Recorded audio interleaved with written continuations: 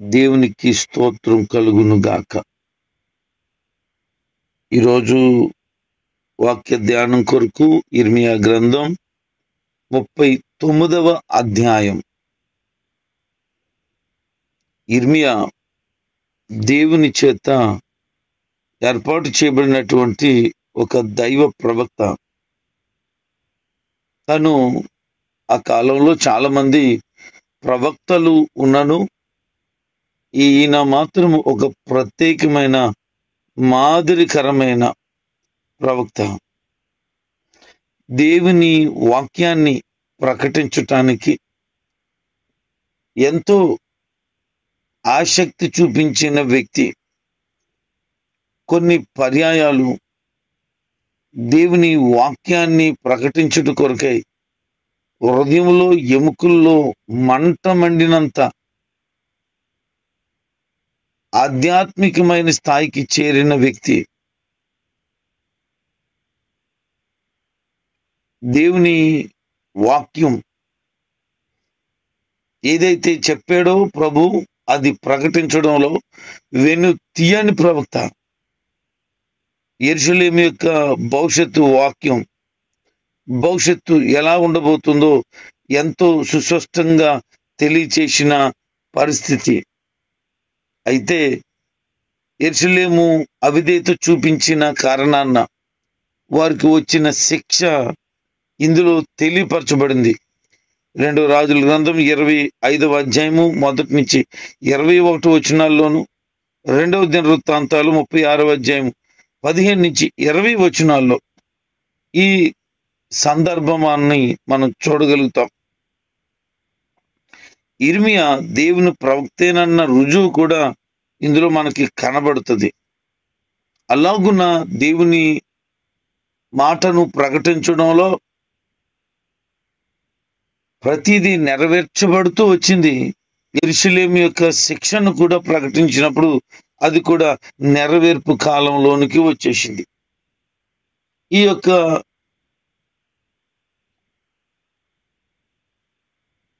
అధ్యాయంలో రాజు అయినటువంటి నెబుకద్నెజరు తన దగ్గర ఉన్నటువంటి సమస్త సైన్యాన్ని తీసుకుని యెరూషలేముకి వెళ్ళి దానిని ముట్టడి వేయడం జరిగింది. ఈ సిద్కియా అనబడిన రాజు చేస్తున్నటువంటి ఈ పరిపాలన ఇంకా ఆ రోజుతో ముగించబడేటువంటి చరమగీతము పాడే సమయము ఆసన్నమైపోయింది. అనేక పర్యాయాలు దేవుని సేవకుడు ప్రకటించినప్పుడు ఆ మాటలన్నీ విని పెడచెవిని పెట్టి ఏమాత్రం కూడా మార్పు లేక సరి చేయబడటానికైనా ఇష్టం లేక కఠినమైన వాడై మూర్ఖత్వాన్ని వెల్లడి చేసినటువంటి వ్యక్తి ఈ సిద్కియా. ఈ సిద్కియాకు ఘోరమైన దుస్థితి కలగబోవడం ఈ అధ్యాయంలో మనం చూస్తాం. అతని కళ్ళ ముందే గొప్ప వంశంలో వారినట అర్థం చేసేసాడట నెబుకద్నెజరు. స్టార్ట్ చేశాడు. ముట్టడి వేయడం మాత్రమే కాదు, నాశనం చేయడం ప్రారంభించాడు. ఎలాగునా ఎంటర్ అయిపోయాడు అని అంటే, ఒక పక్కన చిన్న గోడను పగలగొట్టి ఆ గోడలో నుంచి ఒకరు వెళ్ళడం ప్రారంభించారు. అలాగున్న పట్టణాన్ని తన యొక్క గుప్పెట్లోకి తెచ్చేసుకున్నాడు. అంత మాత్రమే కాదు, సిద్కియా కళ్ళు ఊడపెరికేశారు. భయంకరమైనటువంటి కంచు సంఖ్యల్లో వేశారట. నగరాన్నంతా కూడా తగలబెట్టేశారు. ప్రాకారాలన్నీ కూడా పడగొట్టబడ్డాయి. ఈ యొక్క ప్రజలందరూ కూడా బబులోను దేశానికి బందీలుగా తీసుకుని పోబడ్డారు. ప్రవక్త అనేక సంవత్సరాలు ప్రకటిస్తూ ఘోరమైన దుస్థితి రాబోతుందని చెప్పిన ఏ మాత్రం కూడా వినలేదు. కల్దీల మీదకు తిరుగుబాటు అయితేనేమి, ఈ బబులోను సామ్రాజ్యపు నెబుకద్నెజరుతో సమస్య అయితేనేమి, ఏదోటి వాళ్ళకి స్టార్ట్ అవుతూనే ఉంది. వాళ్ళు కానుకోపోయారు. దేవుడు ఎప్పుడు కూడా డైరెక్ట్ గా శిక్షించడు, ముందు హెచ్చరిక చేస్తాడు, సరి చేసుకోవడానికి అవకాశం ఇస్తాడు. ఎట్టకేలకు ఆ మాట కనుక వినకపోతే ఆ తర్వాత జరుగుతుంది తప్ప డైరెక్ట్ ఎవడు. యోనా కాలంలో నినివే మహాపురాన్ని నాశనం చేయాలనుకున్నప్పుడు తన ప్రవక్త అయినటువంటి యోనాను పంపించడం, అక్కడికి ఆ వార్తను అందించడం మనకు తెలుసు.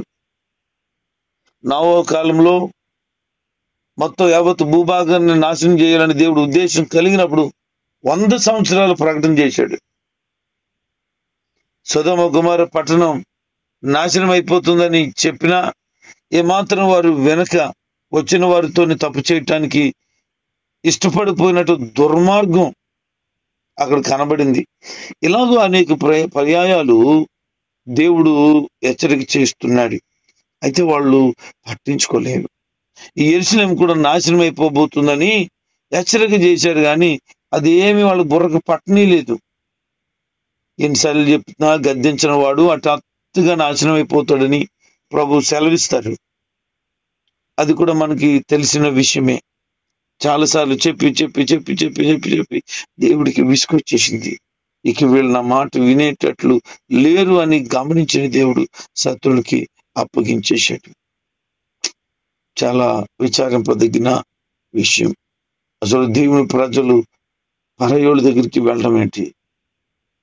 అంత ఎందుకు వీళ్ళు దుస్థితి కలిగి ఉన్నారు?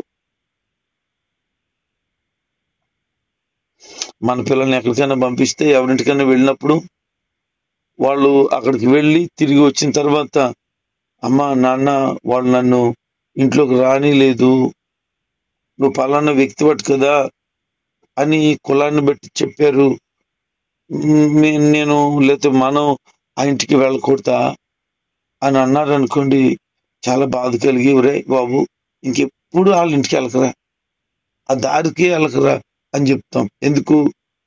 వాళ్ళు చూసిన విధానం బాగలేదు. వాళ్ళ అబ్బాయిడు ఫ్రెండ్షిప్ లో కులాన్ని చూడలేదు, కానీ ఇంటికి వెళ్తే మాత్రం కులాన్ని చూస్తున్నాడు. ఆ కుర్రాడు కూడా, ఒరే మీరు పలానోళ్ళు కదరా, బయట ఉండండి రా అంటే ఆ స్నేహం ఎంత ఘోరమైన బాధ అనిపిస్తుంది.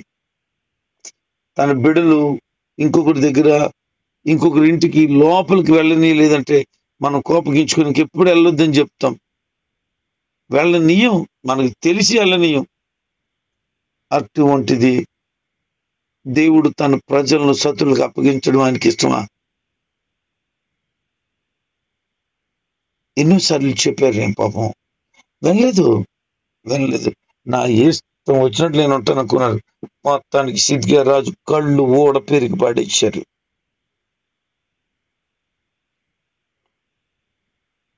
ఇలాగ మొత్తం యెరూషలేములో ఉన్న వాళ్ళందరూ ఖాళీ అయిపోయారు. అయితేనట ఏమీ లేని పేదవాళ్ళు మాత్రం నగరంలో ఉండనిచ్చారట.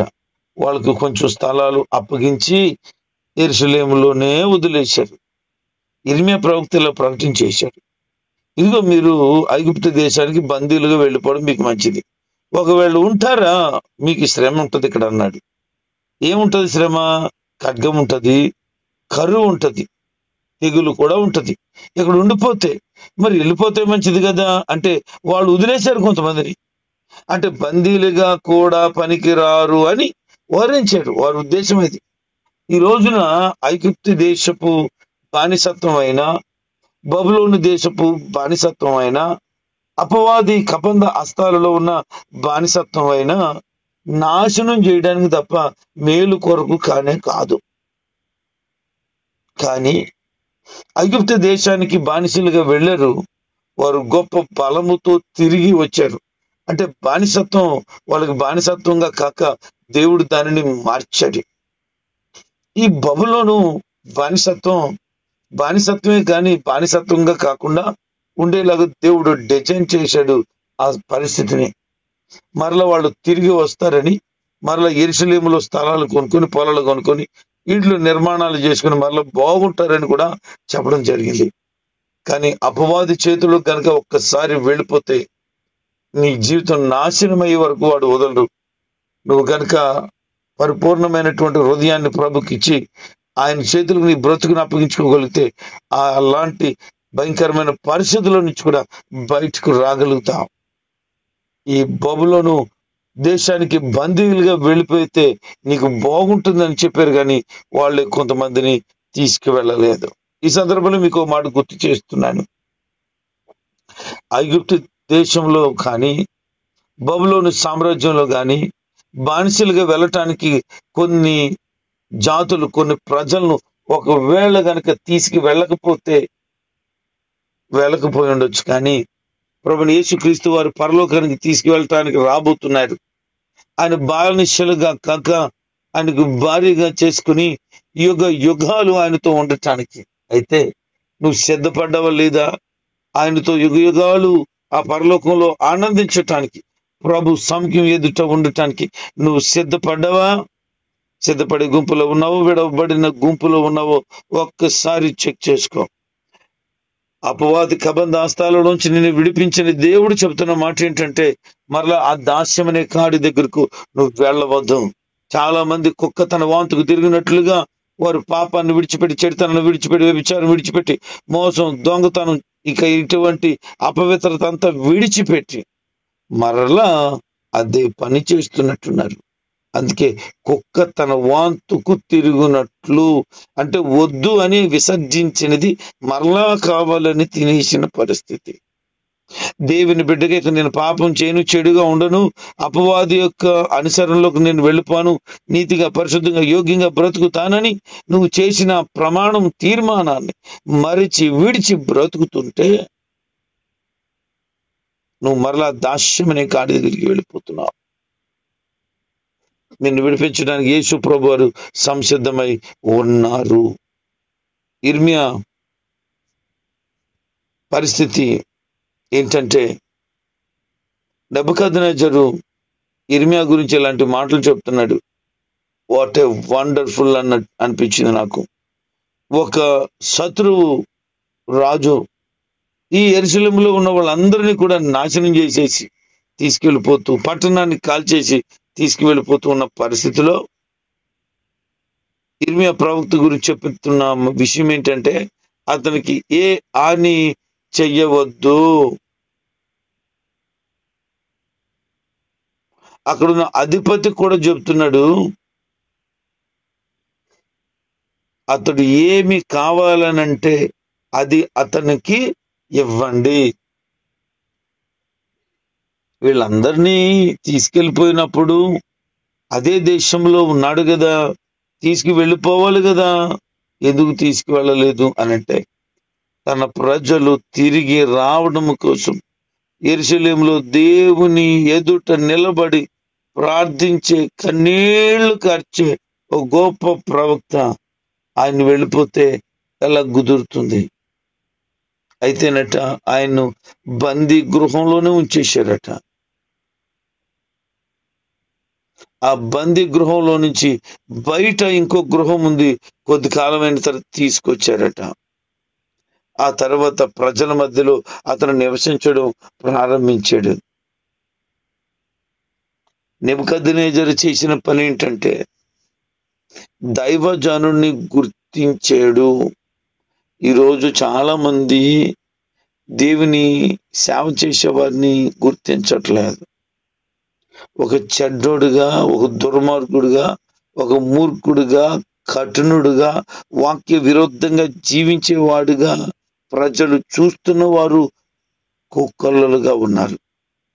అయితే ఆత్మ సంబంధమైన మనసు కలిగిన దేవుని పట్ల ఎంతో విధేయత చూపిస్తూ ఆత్మల పట్ల భారము కలిగిన సేవకుల్లాగా ఉన్నాడు ఇర్మియా. ఒకవేళ నీ జీవితం కూడా అలాగున్న దేవుని కొరకు ఒక బలమైన వ్యక్తిగా నువ్వు ఉంటే, దేవుడు ఎలాంటి పరిస్థితుల నుంచైనా నిన్ను తప్పించటానికి సిద్ధంగా ఉన్నాడు.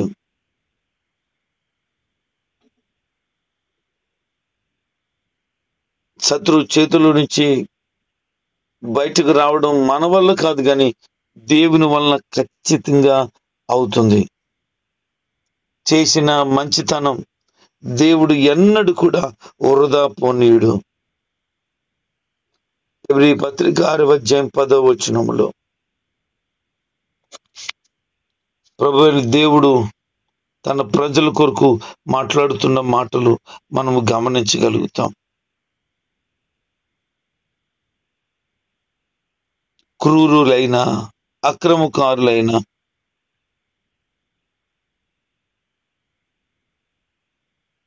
తన ప్రజలు చూపించవలసిన ప్రేమ ఆప్యాయతల కంటే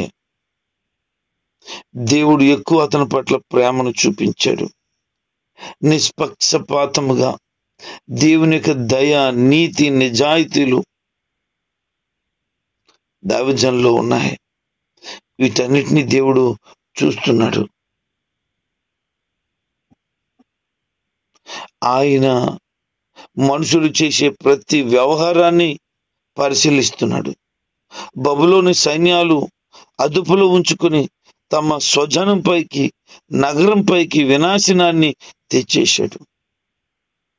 అయితే తనపై నమ్మకం ఉంచిన ఒక్క మనిషిని కూడా ఆయన విస్మరించడు అని చెప్పటానికి తన ప్రవక్త అయిన ఈ ఇర్మియాను దేవుడు మర్చిపోలేదు, విడిచిపెట్టలేదు.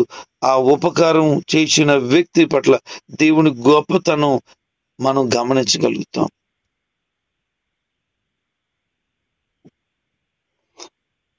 ఎబ్రీ గ్రంథకర్త 6వ అధ్యాయం 10వ వచనంలో, మీరు చేసిన పనిని ఆయన మరువడు, మీరు పడినటువంటి ప్రయాసలో దేవుడు సమస్తాన్ని చూస్తున్నాడు, అందులో ప్రేమ ఉందని ఆయన గమనిస్తున్నాడు అని చెప్తాడు.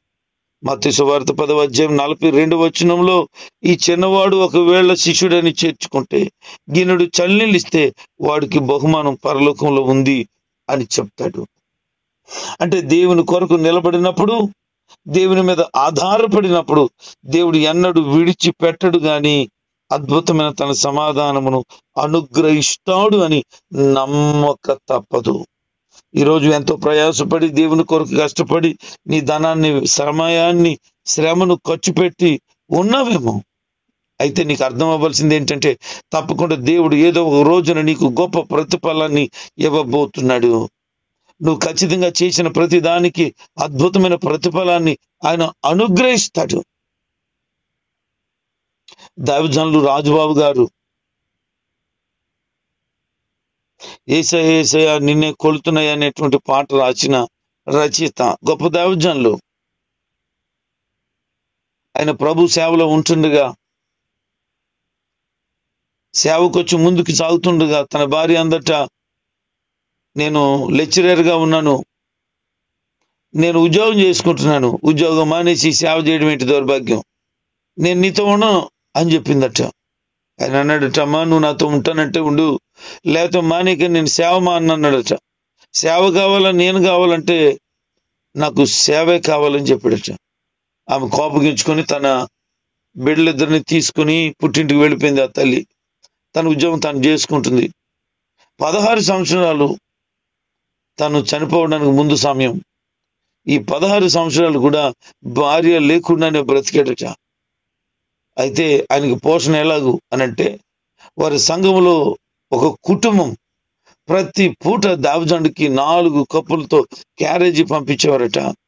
అలాగున 16 సంవత్సరాలు క్యారేజీ పంపించారట. ఆ మాట విన్నప్పుడు నా హృదయం ఎంత ఆనందించిందో. ఈరోజు దేవుని కొరకు, దేవుని సేవకుడి కొరకు అలాంటి ఆశపడి, అలాంటి తాపత్రయం కలిగిన వారు ఉన్నారా?